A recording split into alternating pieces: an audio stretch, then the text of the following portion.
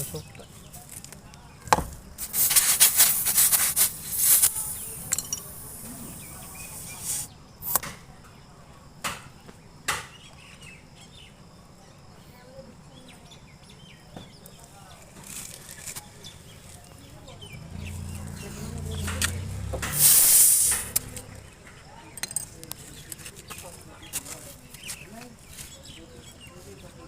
अच्छा अच्छा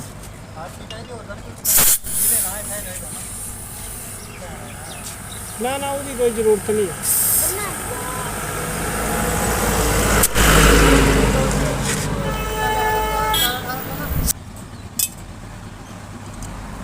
पता कर लेंगे 250